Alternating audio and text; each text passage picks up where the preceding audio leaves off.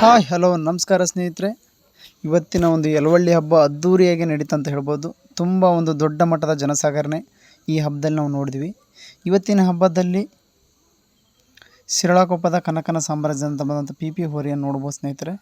ಯಾವ ರೀತಿಯಾಗಿ ಅದು ಬೇಲಿ ಹೊಡೆಯುತ್ತೆ, ಬಟ್ ಆದರೂ ಸಹ ಈ ಹೋರಿಯನ್ನು ಹಿಡಿಯಲಾಗಿದೆ ಅಂತೇಳಿ ಮೈಕಲ್ ಸಾರ್ತಾರೆ. ಅವ್ರ ಕೆಲಸನ ಅವರು ಬಗೆಹರಿಸಿದ್ರು, ಮೈಕಲ್ ಹೇಳಿಬಿಟ್ರು.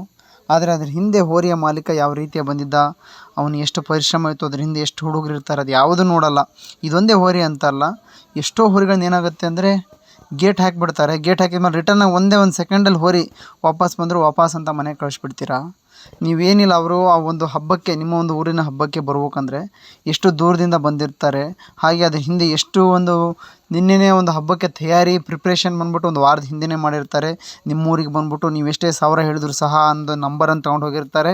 ಆ ಒಂದು ಊರಿನ ಒಂದು ಯುವಕರ ಒಂದು ಬಳಗದಲ್ಲಿಯೂ ಸಹ ಒಂದು ಸ್ಟೇಟಸನ್ನು ಹಾಕೋದು, ನಮ್ಮ ಊರಿ ನಾಳಿನ ಒಂದು ಹಬ್ಬಕ್ಕೆ ಹೋಗ್ತಾ ಇದೆ, ಈ ರೀತಿಯಾಗಿ ಒಂದು ಪ್ರೀತಿ ಅಭಿಮಾನ ಇರುತ್ತೆ. ನೀವು ಯಾವುದೋ ಒಂದು ಕೊಡೋ ಒಂದು ಬಹುಮಾನಗಳು ಅವರಿಗೆ ಲೆಕ್ಕಕ್ಕೆ ಬರಲ್ಲ. ನಿಮ್ಮ ಒಂದು ಬಹುಮಾನಗಳು ಅವರ ಒಂದು ದಿನದ ಖರ್ಚಿಗೂ ಸಹ ಸಮ ಅಲ್ಲ. ಆದರೂ ಸಹ ಅವರೊಂದು ಪ್ರೀತಿ ಅಭಿಮಾನಕ್ಕಾಗಿ ನಿಮ್ಮ ಊರಿನ ಒಂದು ಹಬ್ಬಕ್ಕೆ ಬಂದಿರ್ತಾರೆ. ಆ ಒಂದು ಹೋರಿ ಏನಾಗಿದೆ ಅಂದರೆ ಇವತ್ತಿನ ಒಂದು ಅಖಾಡದಲ್ಲಿ ಒಂದು ರೌಂಡ್ ಪಾಸ್ ಆದರೂ ಸಹ ಆ ಒಂದು ಹಬ್ಬದಲ್ಲಿ ನೀವು ಒಂದು ಬಂಪರ್ ಕೊಟ್ಟಷ್ಟೇ ಖುಷಿಯಾಗುತ್ತೆ. ಆದರೆ ನೀವೇನು ಮಾಡ್ತೀರ ಅಂದರೆ ಸ್ಥಳೀಯವಾಗಿ ನಮ್ಮ ಹೋರಿಗಳು, ನಾವು ಹಬ್ಬ ಇಟ್ಕೋಬೇಕಂದ್ರೆ ನಾಳೆ ಮಾರನೇ ದಿವಸ, ಇವತ್ತು ಹಬ್ಬ ಇಟ್ಟಿದ್ದೀರಾ, ಬೇಲಿ ಇರುತ್ತೆ, ನಾಳೆ ದಿವಸ ನಿಮ್ಮ ಊರಲ್ಲಿರೋ ಕೆರೆ ಬಾಗಿಲಾಗಿರುವಂಥ ಎಮ್ಮೆ, ಕರ, ಕೋಳಿ, ಕುನ್ನಿ ಎಲ್ಲವನ್ನು ತಗೊಂಡು ಅಖಾಡದಲ್ಲಿ ಬಿಡ್ರಿ. ಆದರೆ ಇವತ್ತು ಏನಾಗಿರುತ್ತೆ ಅಂದರೆ ಬಹಳ ದೂರದಿಂದ ಬಂದಿರ್ತಾರೆ, ಅವರ ಹೋರಿಗಳಿಗೆ ಅವಕಾಶ ಮಾಡಿಕೊಡ್ಬೇಕಾಗಿತ್ತು. ಯಾಕಂದರೆ ನಿಮ್ಮೂರಂತಲ್ಲ, ಬೇರೆ ಅಂತಲ್ಲ, ಆ ಒಂದು ಊರಿಗೆ ಬರಬೇಕಂದ್ರೆ ನೀವು ನೋಡಿದ್ದೀರಾ, ಸರತಿ ಸಾಲಲ್ಲಿ ನಿಂತ್ಕೊಂಡು ಒಂದು ಸರಿ ನೋಡಿ, ಆ ಯುವಕರ ಬಳಗವನ್ನು ಒಂದು ಸರಿ ಕರ್ಕೊಂಡು ಬನ್ನಿ. ನನಗೂ ಸಹ ಅನೇಕ ಜನ ಸಿಕ್ಕಿದ್ರು, ಚಿತ್ರಾನ್ನ ಕಟ್ಸ್ಕೊಂಡು ಬಂದಿದ್ದಾರೆ ನೋಡ್ತೀರಾ. ಅವ್ರ ಮನೆಯಿಂದಾಗಿ ಆ ಯುವಕರುಗಳಿಗೆ ಮಾಡೋ ಒಂದು ಅವರ ಒಂದು ತಯಾರಿ ಹೇಗಿರುತ್ತೆ. ನೀವೇನು ಮಾಡ್ತೀರಾ, ಸಡನ್ನಾಗಿ ಎಲ್ಲೋ ಒಂದು ಹೋರಿ ಸೈಡಿಗೆ ಹೋತಂದ್ರೆ ಆ ಹೋರಿ ರೌಂಡ್ ಅಂತೀರಾ. ನೀವು ಬಹುಮಾನ ಕೊಡೋದಾಗುತ್ತೆ ಅಂತೇಳಿ ಅದನ್ನ ರೌಂಡ್ ಅಂದು ಮುಗಿಸ್ಬಿಡ್ತೀರಾ. ಆದರೆ ಅವನು ನಾಳೆ ಏನಾಗುತ್ತೆ ಅಂದರೆ ಇವತ್ತು ಆ ಹೋರಿನ ಆಟದಲ್ಲಿ ತಗೊಂಡು ಅವ್ರ ಊರಿಗೆ ಹೋದಾಗ ಏನಾಗುತ್ತೆ, ಹೋರಿ ಹಬ್ಬ ಒಂದು ಪ್ರತಿಷ್ಠೆ ಹಾಗೂ ಮರ್ಯಾದೆ ಪ್ರಶ್ನೆ ಇರುತ್ತೆ. ನನ್ನ ಹೋರಿ ಇವತ್ತು ಹೋಗಿದೆ, ಈ ಊರಲ್ಲಿ ರಾಮಣ್ಣನ ಹೋರಿ ಹೋಗಿದೆ, ಭೀಮಣ್ಣನ ಹೋರಿ ಊರಿಗೆ ಹೋಗಿದೆ, ಯಲವಳ್ಳಿ ಹಬ್ಬಕ್ಕೆ ಏನಾಯಿತು ಅಂತ ಊರಲ್ಲಿ ಒಂದು ಕುತೂಹಲ ಇರುತ್ತೆ. ಆ ಕುತೂಹಲಕ್ಕೆ ಏನು ಮಾಡ್ತೀರಾ, ನೀವು ತಣ್ಣೀರು ಹಾಕಿಬಿಡ್ತೀರಾ. ನೀವು ಬಹುಮಾನ ಏನು ಕೊಟ್ರಿ ಅಂತ ನಮ್ಮನ್ನು ಯಾರೋ ಊರಲ್ಲಿ ಮುಟ್ಟ ಕೇಳಲ್ಲ. ಈಗಿಂದ ಏನಾಗಿದೆ, ಹಬ್ಬಗಳು ಬಹುಮಾನಗಳು ಏನಾಗಿದೆ ಅಂದರೆ, ನಮಗೆಲ್ಲ ಅವಾಗ ಹಿಂದಿನ ಒಂದು ಹಬ್ಬಗಳಲ್ಲಿ ನಾವು ನೋಡಿದ ಹಾಗೆ, ನಾವು ಚಿಕ್ಕ ವಯಸ್ಸಿಂದ ನೋಡಿದ ಹಾಗೆ ಯಾವುದೋ ಒಂದು ಬೇಷನ್ಗಳು, ಸ್ಟೀಲ್ ಹಂಡೆಗಳು ಯಾವುದೇ ಇರ್ತಿತ್ತು, ಆ ರೀಸೆಂಟಾಗಿ ಅವತ್ತು ರಾತ್ರಿನೇ ನಾವು ಬಹುಮಾನ ಕೊಡ್ತಿದ್ರು. ನಮ್ಮೂರ ಬಸವಣ್ಣ ದೇವಸ್ಥಾನ ಆಗಿರೋದು, ಯಾವುದೋ ಒಂದು ದೇವಸ್ಥಾನದಿಂದ ಅವ್ರು ಕೊಟ್ಟಿರೋ ಒಂದು ಬೇಷನ್ ತಲೆ ಮೇಲೆ ಹೊತ್ಕೊಂಡು ಪಟಾಕಿಯನ್ನು ಹೊಡಿತಾ ಒಂದು ಡೊಳ್ಳಿನ ಸೌಂಡಲ್ಲಿ ನಮ್ಮ ಊರಿದಿಂದ ಹೋರಿ ತಗೊಂಡು ಬಂದಿವನು ಮುಗಿದು ಹೋಯಿತು.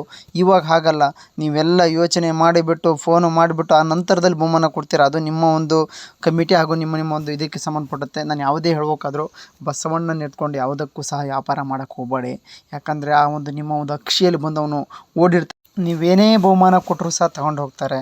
ಆದರೂ ಸಹ ಆ ರೀತಿಲಿ ಹೇಳೋದು, ಹಬ್ಬ ಮಾಡುವಾಗ ಒಂದು ಒಳ್ಳೆ ಪ್ರಾಮಾಣಿಕವಾಗಿ ಹಾಗೆ ತುಂಬ ಒಂದು ಜಾಗರೂಕತೆಯಿಂದ ಹಬ್ಬ ಮಾಡಬೇಕು. ಯಾಕಂದರೆ ನಮ್ಮ ಸೊರಬ ತಾಲೂಕಿನಲ್ಲಿ ಅತಿ ಹೆಚ್ಚು ಒಂದು ಜನ ಸೇರುವಂತಹ ಹಾಗೂ ಜನಪ್ರಿಯ ಹಬ್ಬ ಅಂದರೆ ಯಲವಳ್ಳಿ ಹಬ್ಬ. ಆ ಮಟ್ಟದ ಒಂದು ಹೆಸರನ್ನು ಸಹ ಮಾಡ್ಕೊಂಡು ಬಂದಿದೆ, ನಮ್ಮ ತಾಲೂಕಿಗೆ ಒಂದು ಗೌರವವನ್ನು ಸಹ ತಂದಂಥ ಹಬ್ಬ ಅಂತಲೇ ಹೇಳ್ಬೋದು. ಆ ನಿಟ್ಟಿನಲ್ಲಿ ನಾವು ಏನಾಗುತ್ತೆ ಅಂದರೆ ದುಡ್ಡು ಮಾಡಲಿಕ್ಕೋಸ್ಕರ ಮಾಡಬಾರ್ದು. ಒಂದು ಯಾವುದೇ ರೀತಿ ಒಂದು ಸರತಿ ಸಾಲಲ್ಲಿರ್ಬೋದು, ನೀಟಾಗಿ ಒಂದು ಹಬ್ಬ ಮಾಡಬೇಕು. ಎಲ್ಲರಿಗೂ ಸಹ ಒಂದು ಹೋರಿ ಬಿಡ್ಲಿಕ್ಕೆ ಅವಕಾಶಗಳು ಸಿಗಬೇಕು.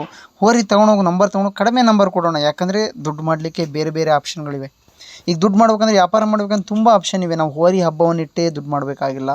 ಇದು ಒಂದು ಮನೋರಂಜನೆಗಾಗಿ, ಪ್ರೀತಿಗಾಗಿ ಬಸವಣ್ಣನ ಒಂದು ಸಾಕಿದ್ದಾರೆ, ಅವ್ರಿಗೆಲ್ಲರಿಗೂ ಒಂದು ಗೌರವಕ್ಕೋಸ್ಕರ ಒಂದು ಹಬ್ಬವನ್ನು ಮಾಡ್ಕೊಳ್ತಾ ಬಂದಿರೋದು. ಆ ಒಂದು ಹಬ್ಬವನ್ನು ಆ ಮಟ್ಟದಲ್ಲಿ ನಾವು ಉಳಿಸ್ಕೊಂಡು ಹೋಗಬೇಕು.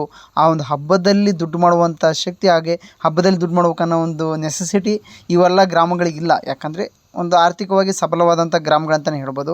ಆ ನಿಟ್ಟಿನಲ್ಲಿ ಹೇಳ್ತಿದ್ದೀನಿ ಸ್ನೇಹಿತರೆ, ಹಬ್ಬ ಮಾಡುವಾಗ ಆಗಿರ್ಬೋದು, ಮೈಕ್ನಲ್ಲಿ ಅನೇಕ ಸಾರಿ ಸಾರುವಾಗ ತುಂಬ ಜಾಗೃತಿಗೆ ಸಾರಬೇಕಾಗುತ್ತೆ. ಯಾವುದೇ ಒಂದು ಹೋರಿಯ ಬಗ್ಗೆ ನೀವು ಮೈಕಲ್ಲಿ ಏನು ಮಾಡ್ತೀರಿ, ಸಡನ್ನಾಗಿ ಈ ಹೋರಿ ಹಿಡಿದ್ರು ಈ ಹೋರಿ ತೆಗೆದ್ರು ಅಂತೀರ. ಬಟ್ ತುಂಬ ಒಂದು ಆಳವಾಗಿ ಡೀಪಾಗಿ ನೋಡಿಬಿಟ್ಟೆ ಅದರ ಬಗ್ಗೆ ಒಂದು ವಿಶ್ಲೇಷಣೆ ಕೊಡಬೇಕಾಗುತ್ತೆ. ಈ ಹೋರಿ ಹಿಂಗಾಯಿತು, ಈ ಒಂದು ಸರಬಿ ಹೊಡೆದಿದೆ, ಹಿಂಗೆ ಆಗಿದೆ, ತಪ್ಪಾಗಿದೆ ಅಂತ ನೀವು ಅಲ್ಲಿ ಹೇಳಿದಾಗ ಏನಾಗುತ್ತೆ ಅಂದರೆ, ನೀವು ಹೋರಿಗೆ ಆವತ್ತಿನ ಒಂದು ಹಬ್ಬದಲ್ಲಿ ಬಹುಮಾನ ಕೊಡೋದು ಬೇಡ. ಬಟ್ ಈ ರೀತಿಯಾಗಿ ಹೇಳಿದೆ ಆಗುತ್ತೆ, ಜನದಲ್ಲಿ ಯಾವುದೇ ರೀತಿಯ ಒಂದು ತಪ್ಪು ಮಾಹಿತಿ ಸಂದೇಶ ರವಾನೆ ಆಗೋಲ್ಲ. ಈ ನಿಟ್ಟಿನಲ್ಲಿ ಹೋರಿ ಮಾಲೀಕರಿಗೆ ಎಲ್ಲೋ ಒಂದು ಕಡೆ ಬೇಜಾರಾಗುತ್ತೆ. ಯಾಕಂದರೆ ದೊಡ್ಡ ಹೋರಿ ಕಟ್ಕೊಂಡಿರ್ತಾರೆ, ಈ ಟೈಮಲ್ಲಿ ನಮ್ಮ ಹೋರಿಗೆ ಹಿಂಗಂದರು, ನೀವು ಅಲ್ಲೇ ಅಕ್ಷಿಯಲ್ಲಿ ಮುಟ್ಟು ರೌಂಡ್ ಅಂದಾಗ ಆ ಮನಸ್ಸಿಗಾಗೋ ನೋವು ಇದೆಯಲ್ಲ, ಅದು ಎಷ್ಟು ಕೊಟ್ಟರು ಸಹ ಸಾಲಲ್ಲ ಸ್ನೇಹಿತರೆ. ಆ ನಿಟ್ಟಿನಲ್ಲಿ ಹೇಳೋದು, ಹಬ್ಬವನ್ನು ಪ್ರೀತಿಸಿ, ಗೌರವಿಸಿ,